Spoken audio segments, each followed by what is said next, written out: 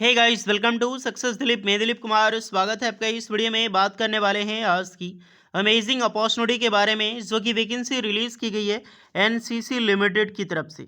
जी हाँ दोस्तों, इंडिया की biggest constructions company NCC limited की तरफ से परमानेंट जॉब्स के लिए बेहतरीन वैकेंसीज रिलीज हुई है, जो कि ऑल इंडिया के कैंडिडेट अप्लाई कर सकते हैं। एक बहुत बड़ा ऑर्गेनाइजेशन से, हालांकि इसकी जॉब्स अपडेट के बारे में हम पहले भी बात कर चुके हैं। ये रेलवे मेट्रो प्रोजेक्ट हो गया या फिर रेलवे जो ब्रिज बनाए जाते हैं ओवरब्रिज में, इनकी प्रोजेक्ट को देखती है, यानी कि गवर्नमेंट की टेंडर लेती है ये।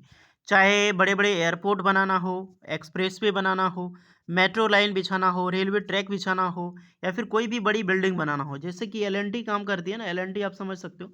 बिल्कुल उसी प्रकार से है एनसीसी, यानी कि इनकी टोटली ओन कंपनी है एनसीसी लिमिटेड। और इसी डिपार्टमेंट की तरफ से आईटीआई स्टूडेंट के लिए, डिप्लोमा स्टूडेंट के लिए और बी बीटेक इंजीनियरिंग के लिए परमानेंट जॉब्स के लिए बेहतरीन वैकेंसीज निकल चुकी है। चलिए अब डिटेल में डिस्कस करते हैं कौन कौन से ट्रेड एंड ब्रांच के लिए वैकेंसीज है, फॉर्म कैसे अप्लाई करनी है, किस प्रकार की जॉब्स अपॉर्चुनिटी है ये, और अप्लाई करने के बाद सिलेक्शन होगा कैसे, क्योंकि बहुत बड़ी प्राइवेट ऑर्गेनाइजेशन है। बड़े सब में जॉब्स कैसे मिलती है, क्या प्रक्रिया होता है, सारी चीज़ें हम डिटेल पूर्वक डिस्कस करने वाले हैं। सैलरी बहुत अच्छी खासी मिलती है, एलएनटी जैसी सैलरी आपको प्रोवाइड करेगी गाइस। होपफुल एलएनटी आप जानते हैं ना, एलएनटी कंस्ट्रक्शंस।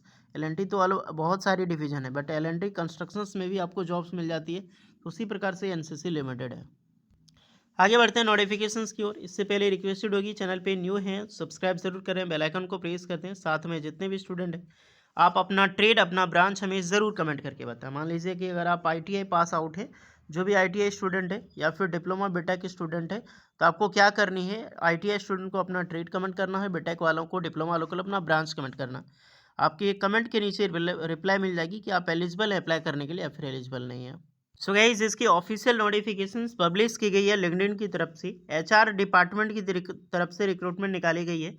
एनसीसी की रिक्रूटमेंट जब भी निकलती है, मोस्टली एचआर डिपार्टमेंट से ही वैकेंसीज निकलती है। एनसीसी एक बहुत बड़ा डिपार्टमेंट, जिसके बारे में डिस्कस कर चुका है। इनका ऑफिशियल अकाउंट है लिंक्डइन पे। लिंक्डइन एक अमेजिंग प्लेटफॉर्म है, यहाँ पर आप टॉप एमएनसीज की जॉब पा सकते हैं, या फिर जो एचआर हैं या फिर जो मैनेजर्स हैं जिनके द्वारा लेटेस्ट रिक्रूटमेंट अपडेट की जाती है, आप उनको फॉलो करके एक अच्छी जॉब्स अपडेट डायरेक्टली आप सीवी अपनी सेंड कर सकते हैं। सो गाइस, अगर आपने अभी तक अकाउंट नहीं क्रिएट किया है तो कर लें, दैट इज़ अमेजिंग, क्योंकि ये अकाउंट ही आपका एक रिज्यूमे है आपका। ये कोई फेसबुक व्हाट्सअप अकाउंट नहीं है आपका, एक अकाउंट आप क्रिएट कर लो, समझ लो एक रिज्यूम आपका तैयार हो गया, वो भी प्रोफेशनल रिज्यूम। ओके। 2025 में हम लिंक्डइन प्रोफाइल को लेकर एक समरी वीडियो लेने वाले हैं, यानी कि स्टेप बाय स्टेप मैं आपको प्रोसेस बताऊंगा कि लिंक्डइन को आप कैसे बूस्ट कर सकते हैं, अपनी प्रोफाइल को कैसे आप स्ट्रॉन्ग कर सकते हैं, कैसे आपको प्रोफाइल स्ट्रॉन्ग होगा, दैट्स एंड ये भी बात करेंगे कि स्टेप बाय स्टेप एक नॉर्मल स्टूडेंट अपनी अकाउंट कैसे क्रिएट कर सकता है। तो इसकी वीडियो चाहते हैं तो मुझे कमेंट में आप लोग ज़रूर बताइएगा। वैकेंसी पब्लिश की गई है, डिप्टी मैनेजर है एक रजनीश कुमार सिंह, जो कि एनएसएससी की तरफ से, और इन्हीं के द्वारा नोटिफिकेशन निकाली गई है। ज़्यादा टाइम नहीं हुआ, मात्र 4 घंटा हुआ है नोटिफिकेशंस को निकाले हुए। हायरिंग अपडेटिंग यहाँ पर डिस्कस करते हैं। तो एक्सपीरियंस एमईपी डिजाइन कैंडिडेट तो join dynamic team of smart word, इसमें से अलग बेसिस पे रिक्रूटमेंट है। पोस्ट है आपका सुपरवाइजर की। जे यानी कि जूनियर इंजीनियर की वैकेंसीज है। ए असिस्टेंट इंजीनियर। ऐसी आपका हो गया senior engineer in electrical for smart meter project in Bihar. जो रिक्रूटमेंट होगी वो बिहार में आपकी जॉब लोकेशंस होगी। तो ये बहुत अच्छी बात है कि आपकी लोकल में जॉब लोकेशंस होने वाली है। लोकेशंस आपका पूर्णिया, कटिहार, अरेरा करके है, किशनगंज हो गया, मधेपुरा एंड सुपौल में। तो इस जगह पे लोकेशंस में आपकी जॉब्स लोकेशन होगी। और अप्लाई कौन कर सकता है, तो बीटेक कैंडिडेट, डिप्लोमा कैंडिडेट और आईटीआई, यानी तीनों कैंडिडेट अप्लाई कर सकते हैं। और अप्लाई करने के लिए आपको अपना अपडेटेड सीवी सेंड करनी है। इनके ऑफिशियल मेल आईडी पे आप देख सकते हैं, डायरेक्टली rajnishkumar.singh@ncc limited.in, ये ईमेल आईडी है। इस पे अपना रिज्यूमे, जो अपडेटेड सीवी रिज्यूमे आपको सेंड करनी है विद कवर लेटर लगा के।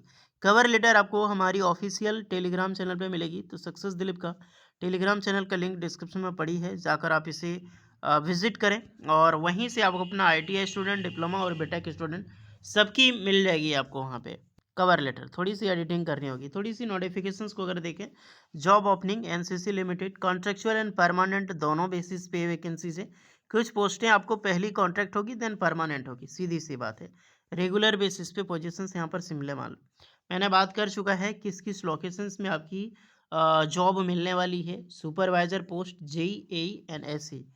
ब्रांचेस में बात कर चुका हूँ, तो वो सुपर इंजीनियर जैसे supervisor, junior engineer, assistant engineer and senior engineer, जिसके लिए बीटेक, डिप्लोमा और आईटीआई, वो भी इलेक्ट्रिकल इंजीनियरिंग। तो जितने भी स्टूडेंट हैं, अगर आपने बीटेक कर रखी हो या फिर डिप्लोमा, तो इलेक्ट्रिकल इंजीनियरिंग अप्लाई कर सकता है, electrical and electronics engineering apply कर सकता है। अदर ब्रांच के कैंडिडेट एलिजिबल नहीं है। बहुत वैकेंसी निकलती रहती है। फॉर्म चाहे रिज्यूमे चाहे आप सेंड कर सकते हैं, रिज्यूम सेंड करने में कोई ज़रूरत नहीं लगती। जैसे अपडेट आएगी तो आपको हो सके शॉर्टलिस्टेड या फिर वॉक इन इंटरव्यू के लिए शॉर्टलिस्टेड किया जा सकता है। आईटीआई स्टूडेंट तो इलेक्ट्रिशियंस और वायरमैन, ये दोनों ट्रेड के कैंडिडेट अप्लाई कर सकते हैं। देखिए, इसमें एक्सपीरियंस मिनिमम 2 ईयर रखी गई है, जो कि मायने नहीं रखता है। 2 साल कोई मायने नहीं रखता है, आप बेशक अप्लाई कर सकते हैं। बट एक्सपीरियंस आपका 1 साल है, 6 मंथ आपने कर ली है, या फिर एनएसी अप्रेंटिसशिप आपने कर लिया गवर्नमेंट से कहीं से भी, तो बिल्कुल ये बहुत बड़ा मुद्दा होगा आपका। तो मेरी राय यही है, आपके पास 1 साल का भी एक्सपीरियंस है तो दैट्स ग्रेट। नहीं तो अगर आपने गवर्नमेंट से, अगर आपने एनएसी किया है, अप्रेंटिसशिप कर लिया है, तो बिल्कुल अप्लाई करें। विदाउट एनी अप्रेंटिसशिप आपका डायरेक्टली सिलेक्शन हो जाएगा, अगर आपने गवर्नमेंट से अप्रेंटिसशिप या फिर इंटर्नशिप किया है तो। जॉब डिस्क्रिप्शन में बात करूं तो अलग अलग बेसिस पे knowledge, experience, smart meter, data computing and mobile phone से सारी चीज़ें आजकल तो बच्चे बच्चे को पता है, फिर भी होनी चाहिए। सीवी आपको सेंड करनी है, जो कि इस ईमेल आईडी पे मैं बात कर चुका हूँ। 18 साल से लेकर 35 साल के कैंडिडेट इस फॉर्म को बिल्कुल अप्लाई कर सकते हैं। जितने भी फॉर्म अप्लाई करोगे, सिलेक्शन कैसे होगी? सिलेक्शंस देखिए गाइस, इसमें वॉक इन इंटरव्यूज़ के बेसिस पे होता है और आपका ट्रेड टेस्ट भी यानी प्रैक्टिकल टेस्ट होता है। सबसे पहले आपका मार्क्स बेसिस पे, आपका एक्सपीरियंस बेसिस पे और आपकी रिज्यूमे, ये सारी तीनों चीज़ बहुत ज़्यादा मायने रखता है। तब आपको शॉर्टलिस्टेड किया जाएगा फॉर इंटरव्यू के लिए। तो अगर आपका रिज्यूमे फर्स्ट, तो आपका रिज्यूम देखेगा ना, रिज्यूम आपका इतना स्ट्रांग होनी चाहिए, इतनी लुकिंग होनी चाहिए, गुड लुकिंग, कि अगर 100 कैंडिडेट का रिज्यूम अगर देखता है कोई भी एचआर, तो उनमें से कम टॉप 10 में आपका रिज्यूमे शॉर्टलिस्टेड हो। इस तरीके से रिज्यूमे आप क्रिएट करो, ताकि आपको टॉप एमएनसीज में जॉब मिल सके। नहीं तो रिज्यूम तो लाखों कैंडिडेट अप्लाई कर सकते हैं, लाखों तो नहीं मिलता ना गवर्नमेंट प्राइवेट ऑर्गेनाइजेशंस में, कुछ ही कैंडिडेट को जॉब मिलती है। तो पहली आपका रिज्यूमे बढ़िया होनी चाहिए। दूसरी, आपका सिलेक्शंस के लिए एक्सपीरियंस मैटर करती है। तो मान लो कोई 100 कैंडिडेट ने अप्लाई किया है इसमें, इनको चाहिए करीब करीब 50 कैंडिडेट मान लो, तो इनमें से जिनका हाईली, पहले तो वही कैंडिडेट शॉर्टलिस्टेड होंगे जो एक्सपीरियंस इनका ज़्यादा है। तो एनएससी वाले अगर आपने गवर्नमेंट से किया तो बहुत ज़्यादा बेनिफिट्स मिलेगी। तीसरा चीज़ इसमें ये रखता है, जैसे कि मैंने आपको बताया, मार्क्स, आपका मार्क्स भी वेरी करता है, और मार्क्स के साथ आपका सीजीपीए भी मैटर करते हैं। I mean CGPA marks, backlog matter करता है। मान लीजिए अगर कोई 2017 का पास आउट है, उन्होंने आईटीआई पास आउट किया, वो अप्लाई कर रहा है 2024 में, अभी इनके बीच में उनके कोई डिग्री नहीं है, तो जाहिर सी बात है उनकी सिलेक्शन प्राइवेट में कभी नहीं ली जाएगी, क्योंकि इनका बैकलॉग बहुत लंबा है।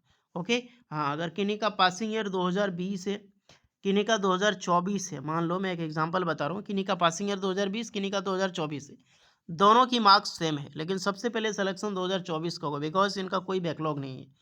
तो ये प्राइवेट में बहुत ज़्यादा इंपॉर्टेंट रखता है। तो खुद को इतनी अप स्किल्स करते रहिए, स्ट्रॉन्ग रिज्यूम बनाइए, तभी जाकर जॉब्स मिलती है, और जब जॉब मिलेगी तो अप्रॉक्सीमेटली 35,000 प्लस आपकी सैलरी स्टार्टिंग होगी, और बेनिफिट सारी मिलती ही मिलती है। तो जाइए अप्लाई कीजिए, रिज्यूमे आपको सेंड करनी है, सारा लिंक आपको डिस्क्रिप्शन में मिल जाएगी। कोई डाउट होगा तो कमेंट में बताइएगा ज़रूर। वीडियो इस पर लगी हो so please like share and subscribe करें। मिलते हैं नेक्स्ट वीडियो में, तब तक के लिए जय हिंद।